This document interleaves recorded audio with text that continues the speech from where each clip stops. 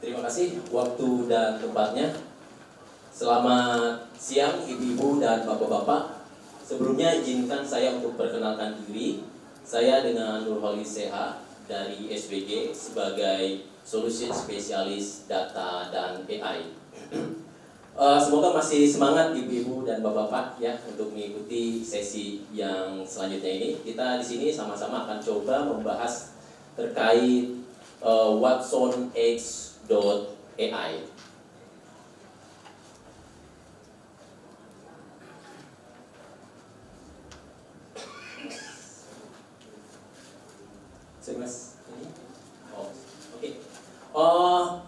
Saya mau review sebentar ya.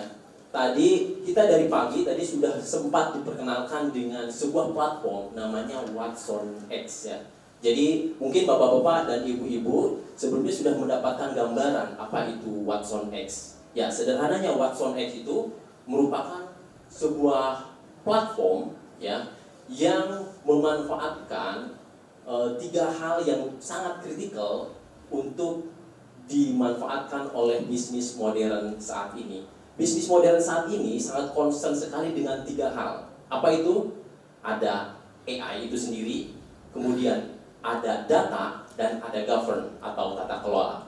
Nah, tiga hal itu dielaborasi dalam sebuah platform namanya watsonx. Ya, sehingga ketika watsonx ini diadopsi oleh sebuah perusahaan, perusahaan tersebut dapat melakukan life cycle modeling dari end to end. Life cycle modeling yang dilakukan itu apa aja sebetulnya?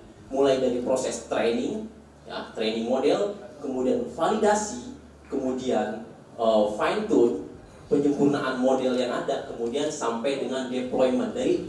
Jadi dari end to end ya proses life cycle sebuah model itu terjadi di platform yang namanya adalah watsonx. Nah, dalam hal ini saya akan lebih spesifik membahas terkait salah satu komponen dari watsonx. Apa itu? Yaitu watsonx.ai yang memang fokusnya itu dalam hal artificial intelligence-nya. Nah, nanti sama-sama kita akan melihat bahwasannya watsonx.ai ini memiliki concern untuk melakukan life cycle model di aplikasi ini.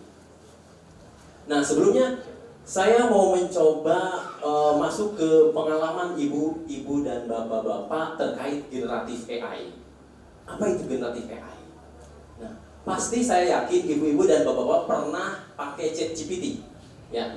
Nah, itulah generatif AI. Salah satu implementasi dari generatif AI itu adalah ChatGPT. Ya, pengalaman kita terkait dengan menggunakan ChatGPT, kita bisa melakukan prompt, memberikan instruksi, kemudian interaksi yang diberikan oleh ChatGPT seperti kita berinteraksi dengan manusia. Ya, itu adalah kelebihan daripada generatif AI, generate ya. Dia menghasilkan sebuah konten ya. Itu artinya generatif AI. Nah, bayangkan ibu-ibu, bapak-bapak, kalau generatif AI ini kita adopsi ke dalam sebuah enterprise, ke dalam sebuah perusahaan. Ya, makanya berdasarkan hasil survei, 75% para CEO sepakat bahwa sebuah perusahaan akan lebih kompetitif ketika mereka mengadaptasikan generatif AI ke dalam perusahaan mereka. Ya. Nah, akan tetapi ada permasalahan ya atau ada tantangan ya, yang muncul ketika kita ingin mengadaptasi atau mengadopsi generatif AI ke dalam sebuah enterprise. Tantangan yang pertama terkait integrasi dan scalability. Ini memang bisa dikatakan untuk mengintegrasikan generatif AI ke dalam sebuah enterprise itu memiliki kesulitan dalam hal integrasi. Kemudian terkait dengan etikal, ya. Makanya ada AI yang memang memiliki potensi bias, ya. Kemudian yang ketiga, permasalahan atau tantangan yang ketiga itu kaitan dengan data yang begitu kompleks, ya. Kemudian tantangan yang keempat adalah cost yang cukup tinggi. Bayangkan untuk membuat sebuah generatif AI membutuhkan foundation model. Nah, foundation modelnya itu yaitu harus menggunakan atau melalui proses training dengan data yang sangat masif. Tentunya memakan energi, ya, memakan sumber daya, memakan biaya yang sangat besar. Nah, salah satu kendala terkait dengan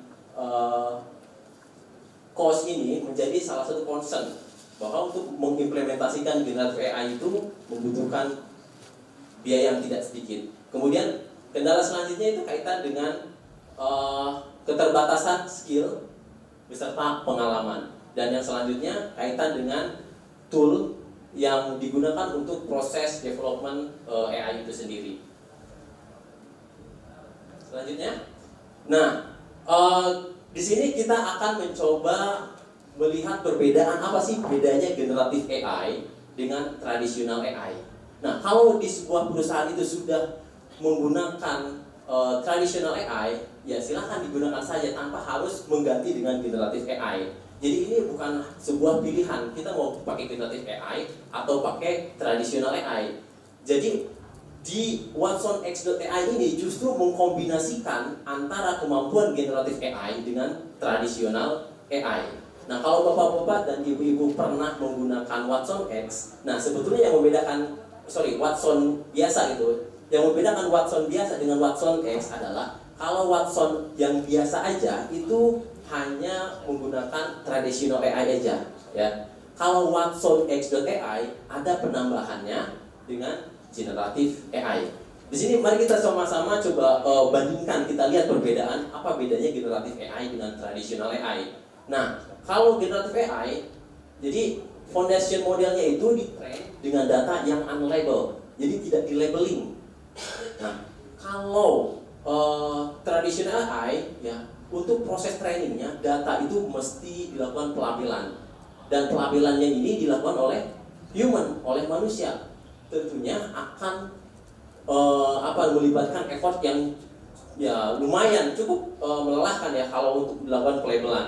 Kemudian unsupervised, ya. Sementara kalau tradisional AI itu trainingnya itu dia itu supervised. Di sisi data yang dilakukan dalam proses training, kalau untuk generative AI datanya benar-benar sangat masif. Data yang di training itu bisa dikatakan ya sangat-sangat besar sekali. Nah, dan datanya itu sifatnya variatif, baik data structure dan unstructured semuanya diambil untuk dilakukan training, ya. Sementara kalau tradisional datanya itu cenderung data yang sifatnya sudah spesifik, ya. Datanya sudah spesifik dan memang besar tapi tidak sebesar yang dibutuhkan dalam pembuatan model untuk generatif AI. Kemudian poin selanjutnya transferable, ya. Kalau generatif AI dia itu multitasking, ya, sehingga untuk melakukan tugas tertentu dialih tugaskan itu dia bisa adaptatif. Nah, sementara kalau untuk tradisional AI dia itu sangat spesifik sekali untuk tugas-tugas tertentu. Ya, contoh sederhananya misalkan kayak object detection, membuat model untuk object detection, dia hanya bisa melakukan tugas itu saja. Jadi memang spesifik. Makanya tradisional AI istilah lainnya itu dikatakan sebagai diskriminatif AI. Dia hanya bisa melakukan atau memang didesain untuk melakukan tugas tertentu saja. Beda halnya dengan generatif AI yang dia itu cenderung multitasking. Dia bisa berbagai macam tugas bisa dia lakukan. Nah, kemudian meskipun pada dasarnya generatif AI itu bisa melakukan berbagai tugas, ya, tapi dia bisa di fine tune, ya, diberikan training tambahan, ya, supaya dia memiliki expertise di bidang tertentu. Ya, kita fine tune misalkan dengan sedikit saja pelabelan, di feeding dengan misalkan kita mau model AI-nya itu cerdas di bidang kesehatan. Ya, kita tinggal fine tune dengan data yang berkaitan dengan kesehatan. Dia akan expertise di bidang itu. Nah, tentunya keduanya, baik generatif AI ataupun tradisional AI, keduanya membutuhkan monitoring untuk menghindari bias, ya. Nah, selanjutnya, nah ini kita coba melihat arsitektur atau secara mendalam kaitan perbedaan model tradisional AI dengan foundation model. Jadi kalau generatif AI itu aplikasinya, ya. Terus modelnya itu apa? Foundation modelnya ini, ya. modelnya. Nah, kalau kita lihat nih, data yang dibutuhkan untuk pembuatan foundation model, nah, untuk generatif AI, dia datanya variatif, ya, sangat banyak sekali variasinya, baik structure ataupun unstructured. Kita bandingkan dengan model untuk tradisional AI, ya, model satu tertentu dengan tugas tertentu, datanya pun juga lebih spesifik, ya. Jadi modelnya tertentu, datanya tertentu, dan tugasnya tertentu. Dia cenderung lebih spesifik. Berbeda halnya dengan foundation model yang digunakan untuk generative AI. Dia cenderung menggunakan data yang variatif, data yang masif, ya, sehingga nantinya dia bisa multitasking. Nah, ini kemampuan umum yang bisa dilakukan oleh foundation model melalui generative AI-nya, yaitu contohnya question and answer, kemudian summary, kemudian bisa melakukan extracting dan lain sebagainya. Saya mau kasih sedikit ada istilah ya di dalam generative AI, ya. Ketika proses training ini dilakukan dengan data yang masif menggunakan arsitektur transformer yang tadi sempat disampaikan, ya. Jadi ada fenomena yang disebut dengan emergency fenomena atau emergency behavior.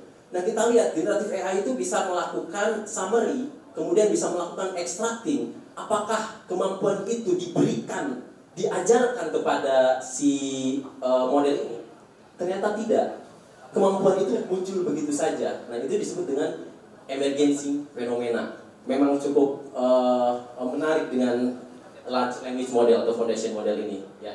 Jadi ini sekilas tentang perbedaan antara model tradisional dengan foundation modelnya.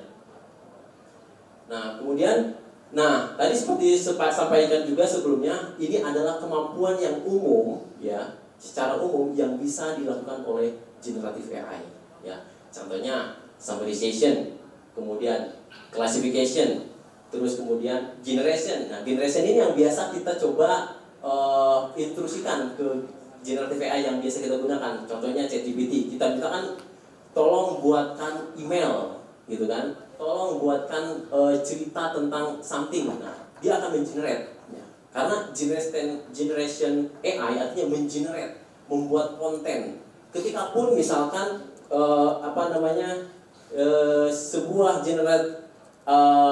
generatif AI membuat sebuah gambar, sebetulnya gambar yang dibuatnya itu adalah gambar yang benar-benar baru dan belum ada di dunia.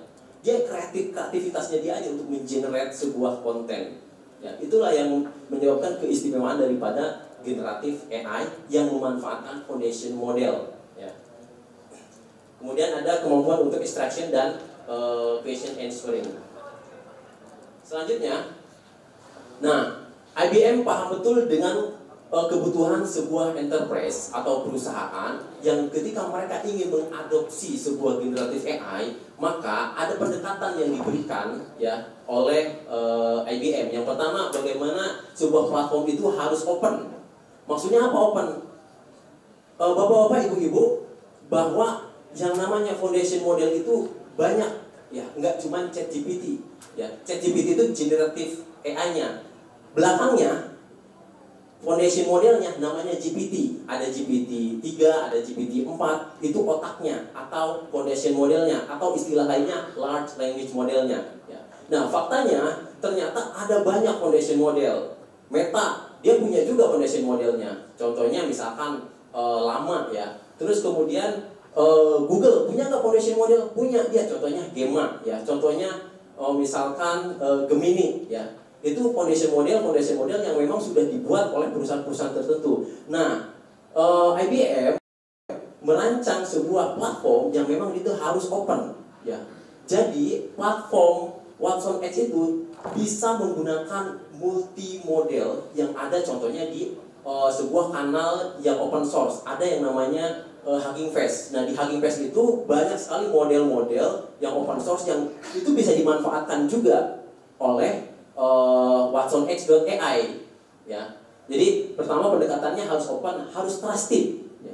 Trusted ini artinya bahwa generatif AI yang kemudian ketika kita buat itu harus benar-benar trust. Data atau konten yang dihasilkan oleh generatif AI itu harus benar-benar terpercaya. Kadang-kadang pernah nggak bapak-bapak, ibu-ibu ketika berinteraksi dengan ChatGPT, generatif AI tertentu misalkan memberikan jawaban yang halusinasi, yang halu. Nah, ini kaitan dengan trust. Ini kaitannya dengan data yang di trainingnya itu bisa jadi itu data yang tidak trustable. Nah, dengan adanya platform WatsonX.ai dipastikan data yang di trainingnya itu data yang kita pahami, data yang kita sudah uji, ya, bahkan data yang sudah kita lakukan cleansing. Kemudian targeted. Nah, foundation model yang ada di misalkan yang sudah terdaftar di WatsonX.ai ini, kita bisa desain ulang atau kita bisa berikan pembelajaran ulang untuk dia bisa expert di bidang tertentu. Seperti tadi saya katakan, ketika misalkan si foundation modelnya pengen expertise di bidang kedokteran, ya kita feeding, ya kita fine tune dengan data set ya yang sudah labeling berkaitan dengan kedokteran, seperti itu. Nah, empowering bahwa sebuah platform generatif AI ini harus bisa diinstal dimanapun berada, ya harus bisa mendukung life cycle modelingnya dari end to end. Nah, pendekatan ini yang kemudian dimiliki oleh platform WatsonX, ya dalam hal ini WatsonX.ai, open, trusted, kemudian targeted, kemudian empowering. Nah, kita sudah mulai masuk ke WatsonX-nya, WatsonX.ai-nya. Jadi bapak-bapak dan ibu-ibu tadi sudah pernah disampaikan bahwa WatsonX itu adalah platform yang di dalamnya memiliki 3 komponen, di antaranya WatsonX.ai untuk proses modeling AI-nya, kemudian ada WatsonX.data untuk data store-nya, data lake host-nya, kemudian ada WatsonX governance untuk tata kelolanya. Ya, nanti kita akan bahas kaitan dengan WatsonX.ai yang kesemuanya ini jalan di atas Red Hat OpenShift. Nah, kemudian, di sini ada fitur-fitur utama yang terdapat pada WatsonX.ai. Ya, jadi WatsonX.ai itu adalah platform juga yang memang kemampuannya itu kemampuan AI tradisional digabungkan dengan generatif AI. Jadi ada 2, jadi tidak meninggalkan kemampuan tradisional AI. Ya, apakah tradisional AI masih dibutuhkan? Masih. Untuk apa? Contohnya untuk time series, untuk forecasting, untuk predictive analytic. Untuk case-case tertentu memang harus membutuhkan tradisional AI. Ya, karena ada juga kemampuan yang tidak terakomodir oleh generatif AI. Untuk kebutuhan-kebutuhan yang sifatnya spesifik, yang expertise harus membutuhkan tradisional AI, seperti itu. Nah, nanti ada fiturnya Foundation Model Library, ya. Jadi ada daftar list model-model foundation yang memang nanti terdaftar di WatsonX.ai, nanti akan saya tampilkan. Kemudian ada Prompt Lab itu gimana nantinya kita bisa melakukan uji coba tiap model. Kayak kalau model ini dikasih instruksi kayak gini, responnya kayak gimana ya? Coba kalau bandingkan dengan model yang ini, nanti kita bisa melakukan komparasi, ya. Karena nanti setiap model juga sebetulnya memiliki karakteristik tertentu, ya. Nanti kita bisa melakukan uji coba, ya, tiap model itu. Kemudian ada Tuning Studio. Ya, Tuning Studio itu adalah bagaimana kita menyempurnakan sebuah model, sebuah foundation modelnya. Nah, di sini ada sebuah flow, ya, bagaimana WatsonX.ai itu memiliki atau menyediakan library foundation model. Model foundationnya ada banyak, kemudian kita bisa coba satu persatu, kita compare dengan instruksi yang sama, apakah yang mana yang lebih sesuai dengan kebutuhan kita nanti. Kita bisa sempurnakan dengan tune, kemudian kita bisa build dan deploy dalam satu platform, ya. Jadi mulai dari proses training, validasi, tuning, kemudian sampai deployment itu terjadi dalam satu platform, ya, satu interface. Nah, ini adalah tampilan, ya, konsol dari WatsonX.ai, ya, seperti ini. Nanti kita akan lihat daftar-daftar daripada foundation modelnya. Ya, ini tampilan awal, tampilan mukanya mungkin bapak-bapak dan ibu-ibu juga tadi sudah menyaksikan ya, di booth-booth sana.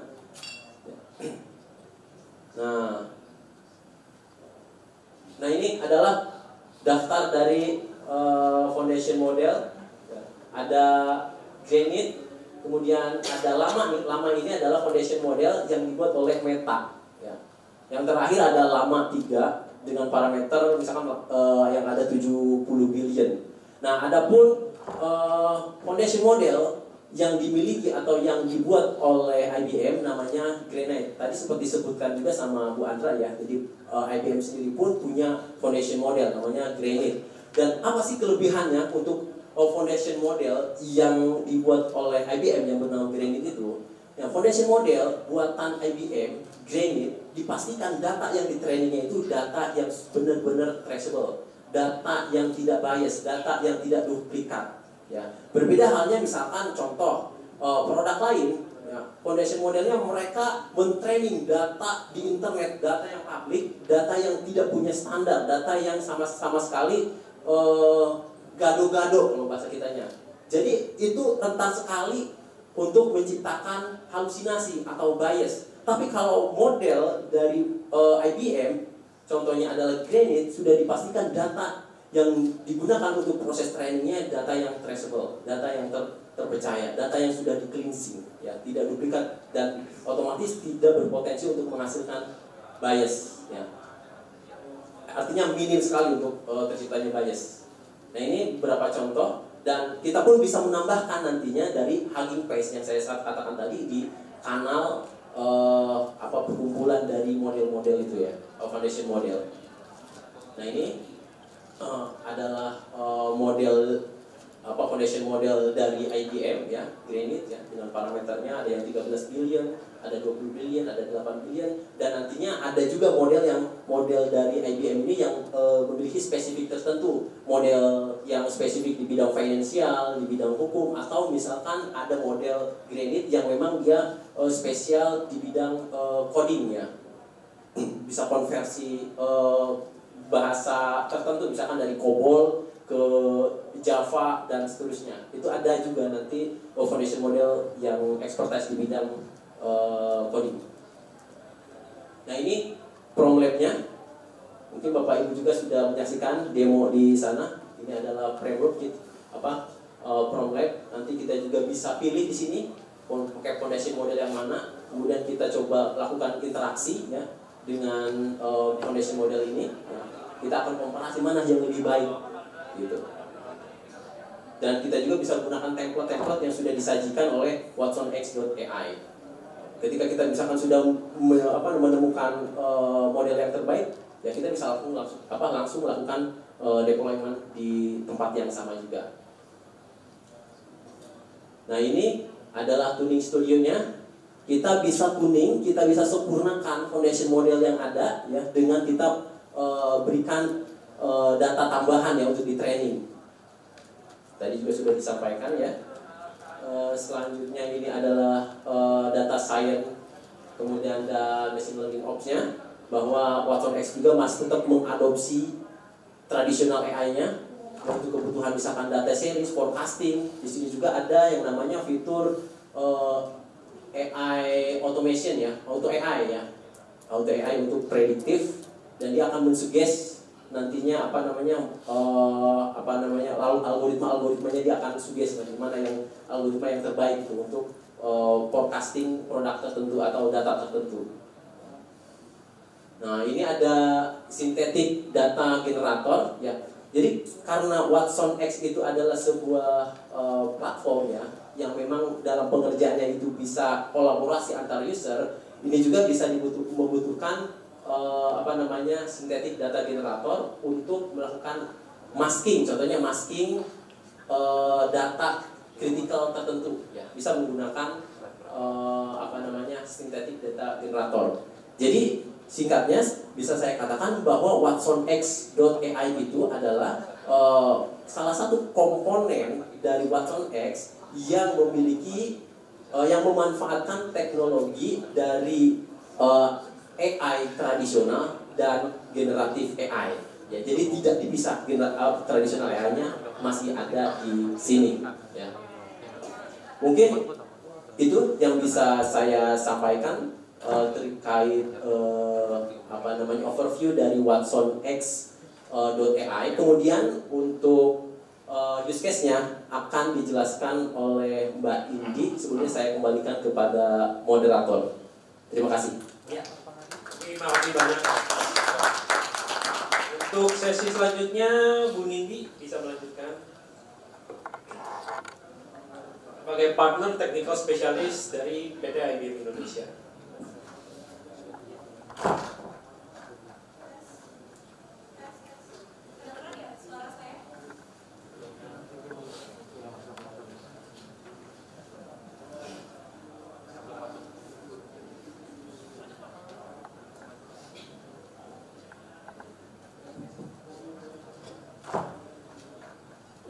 Selamat siang semuanya, semoga belum ngantuk ya. Nah, perkenalkan saya Anindya, saya dari Technical Specialist Data and AI IBM Indonesia. Mungkin melanjutkan dari sesi Mas Seha sebelumnya gitu ya. Kalau sebelumnya kita udah sempat dibahas terkait dengan platform Watson X sendiri. Mungkin di sini saya mau coba untuk elaborate lagi kira-kira dari platform itu bisa jadi apa sih gitu. Kira-kira value yang bisa kita ambil dari platform-platform tadi itu seperti apa gitu. Nah, mungkin boleh next slide. Nah, untuk use case yang mungkin saya akan coba ceritakan hari ini itu adalah terkait dengan AI for Customer Care gitu ya. Jadi kalau kita tahu nih akhir-akhir ini atau di zaman era digital saat ini nih, AI ini bisa menjadi salah satu kunci gitu ya dalam meningkatkan pelayanan atau layanan pelanggan di berbagai industri gitu. Kita tahu kalau misalkan AI ini dapat memberikan suatu value seperti misalkan pelayanan yang lebih responsif, pelayanan yang lebih efisien, sampai pelayanan yang lebih personal kepada pelanggan tersebut gitu ya. Nah, dari platform Watson X yang tadi gitu, kira-kira bisa jadi apa aja sih hasil dari solusi tersebut gitu. Nah, selain platform generative AI, saya mau memperkenalkan lagi beberapa services atau platform lain dari IBM gitu ya. Jadi sesuai dengan kebutuhan atau keinginan dari rekan-rekan semuanya gitu ya, perusahaan rekan-rekan semuanya, kita punya beberapa platform yang dapat terintegrasi dengan platform generative AI kita gitu. Mulai dari AI assistance, jadi kalau misalkan kita mau membuat suatu assistant untuk perusahaan atau company rekan-rekan gitu ya, apakah untuk external purposes or internal purposes itu bisa gitu ya. Kita punya Watson X Code Assistant, di situ bisa support untuk us IT, untuk para developer dalam membuat atau mendevelop suatu systems gitu. Atau Watson X Assistant itu untuk memberikan suatu interface chatbot gitu ya, ketika kita ingin membuat suatu assistant, misalkan internal assistant atau customer service assistant. Atau Watson X Orchestrate, ini lebih ke internal biasanya ketika HR ingin membantu untuk lebih melakukan efisiensi gitu ya. Dan juga Watson X Orders. Nah, untuk services lain seperti misalkan data services, ini dapat membantu juga gitu ya untuk melakukan eksplorasi terhadap use case yang akan dikembangkan nanti gitu ya. Ketika kita ingin melakukan document crawling atau misalkan membuat intelligence document processing dan sebagainya, nah kita di sini juga support untuk services tersebut seperti itu. Nah, untuk use case yang saya mau ceritakan hari ini itu terkait dengan building atau launch AI assistance for customer or maybe employee atau internal purposes gitu ya. Kira-kira apakah hanya terpatok untuk customer service? Tentu saja tidak gitu ya. Untuk departemen sales and marketing juga pastinya bisa terbantu dengan adanya AI assistant ini. Nah, nanti mungkin use case yang akan saya elaborate itu lebih fokus ke sales and marketing ini. Kira-kira bisa jadi apa sih platform-platform tadi gitu ya. Lalu ada customer service, ini untuk customer facing gitu ya. Ketika mungkin customer ingin mencari suatu informasi atau mungkin ingin melakukan transaksi, itu bisa semuanya melewat assistant gitu. Ketika melakukan customer onboarding, even seperti itu tuh bisa dengan AI assistant powered by generative AI kita gitu. Lalu ada agent assist, yang di atas itu merupakan merupakan external purposes Kalau yang di bawah itu seperti Ask HR, Ask IT, dan juga Ask Procurement itu merupakan internal purposes, sorry. Nah, untuk yang Ask HR ini kebetulan kita dari IBM itu juga menerapkan di dalam lingkungan perusahaan kita, gitu ya.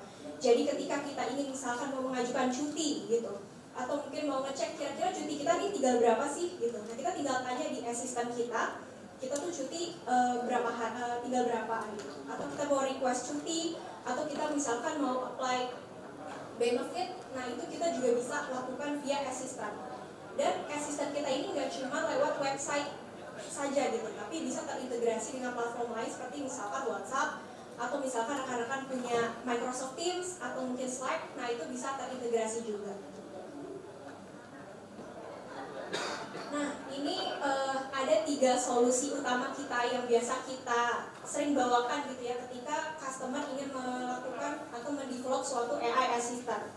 Yang pertama sebagai main brain dari generative AI tools kita itu ada WesonX.ai. Ini mungkin yang tadi sempat dijelaskan juga ya oleh Mas Nur Seha. Dan di sini kita bisa nge-training, nge-validate, sampai nge-tuning dan juga nge-deploy AI models tadi. Jadi otaknya tuh ada di sini, lalu kita bisa melakukan prompt engineering juga, kita bisa melakukan limitasi, lalu kita juga bisa melakukan AI guardrails gitu ya. Jadi kita akan make sure bahwa input yang masuk atau output yang keluar dari asisten kita itu tidak melanggar AI etik gitu ya. Apakah itu misalkan mengandung sara dan sebagainya. Nah itu kita bisa melakukan customisasi di WesonX.ai kita ini. Jadi memang sudah diperuntukkan untuk business enterprises. Lalu untuk interface chatbot sendiri kita tadi menggunakan WesonX Assistant gitu ya. Jadi kita tidak memerlukan scripting manual. Pembuatan chatbot atau assistant di sini itu minim code, low code bahkan no code gitu ya.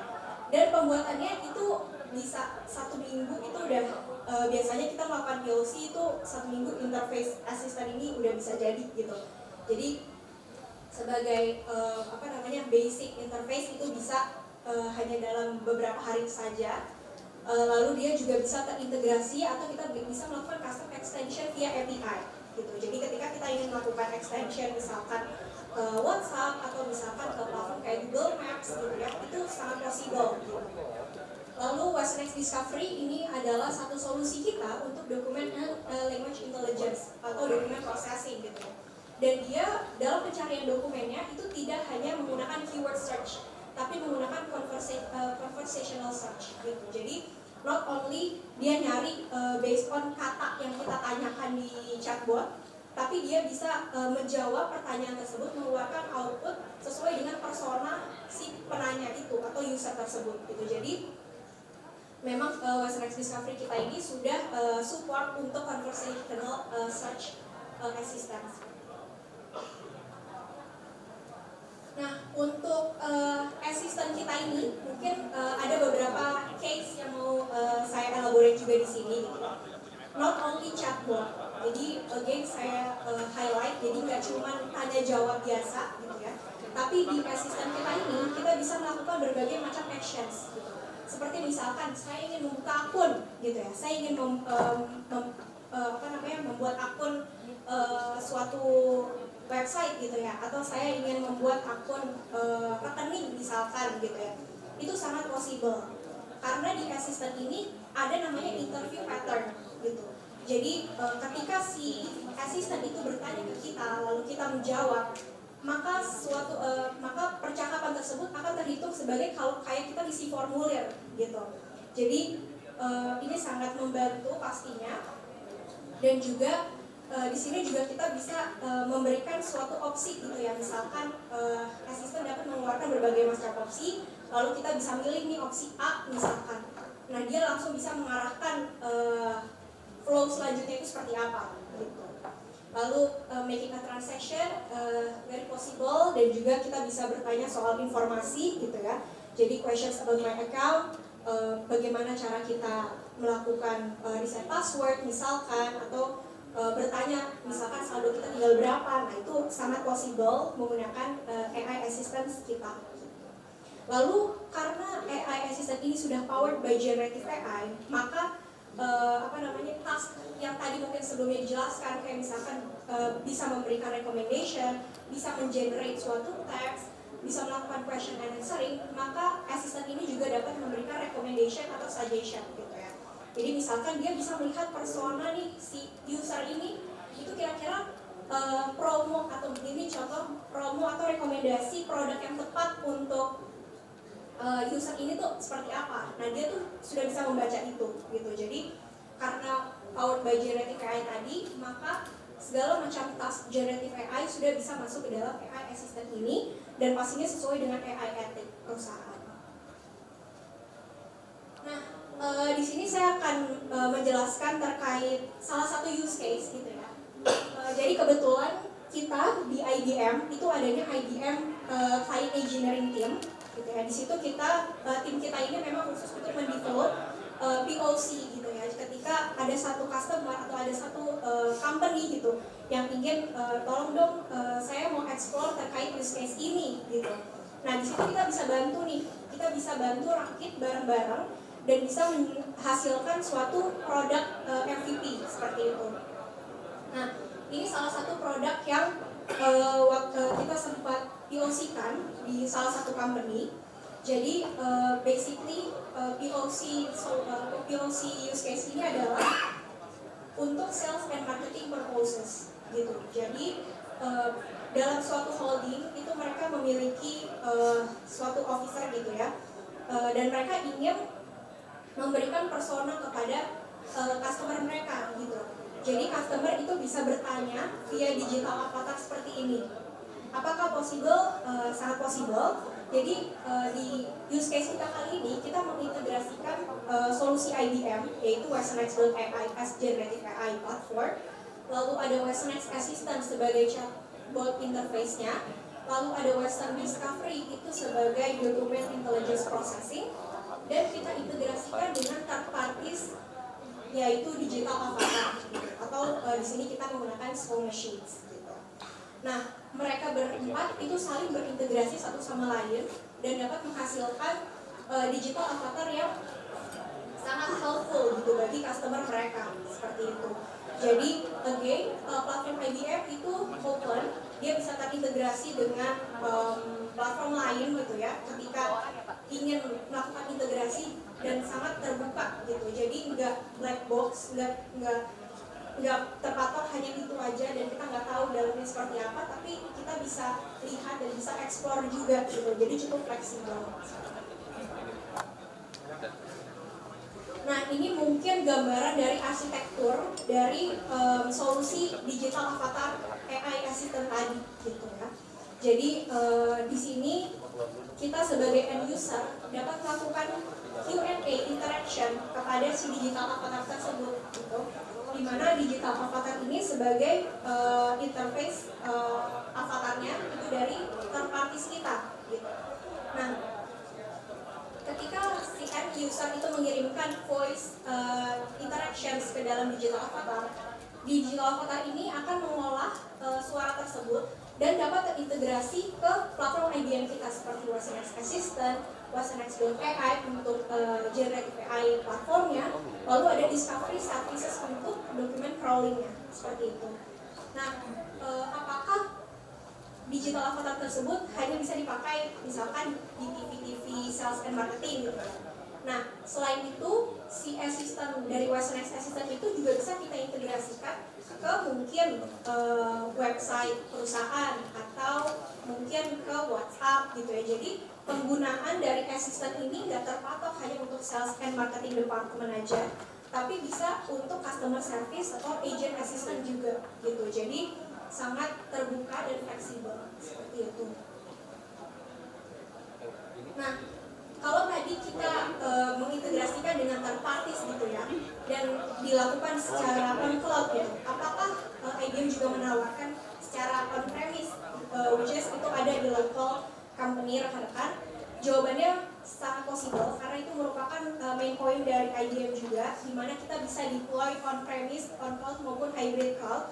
Nah, di sini kita juga bisa langsung, misalkan rekan-rekan ingin nggak mau pakai digital avatar gitu ya, tapi ingin langsung melakukan tanya jawab atau assistant question and answering gitu, itu sangat possible gitu. Dan apakah ingin menerapkan itu tidak di cloud gitu ya, itu sangat possible juga gitu. Jadi sesuai dengan kebutuhan rekan-rekan semuanya, di sini kita bisa bersama-sama gitu ya, mengelaborasi, mengeksplor kira-kira rekan-rekan memiliki use case apa nih yang rekan inginkan gitu ya. Apakah terpatok hanya cuma AI assistant saja? Jawabannya tidak gitu ya. WesternX.ai kita ini bisa melakukan berbagai macam use case, mulai dari fraud detection itu juga bisa gitu ya, melakukan customer classification itu juga bisa. Jadi sesuai dengan kebutuhan rekan-rekan semuanya seperti itu. Ya, mungkin dari saya cukup sekian. Kalau saya setelah ini mungkin ada sesi lainnya. Kalau misalkan setelah ini rekan-rekan ingin lebih mengeksplor nih, kira-kira saya punya use case ini gitu, apakah bisa diceritakan atau mungkin bisa didemonstrasikan lebih detail, karena kita juga punya aset-aset demo, kita juga bisa melakukan POC gitu ya, apabila memang nantinya sudah tahu gitu ya mau ada use case apa, kita bisa bantu. Mungkin cukup sekian dari saya, terima kasih.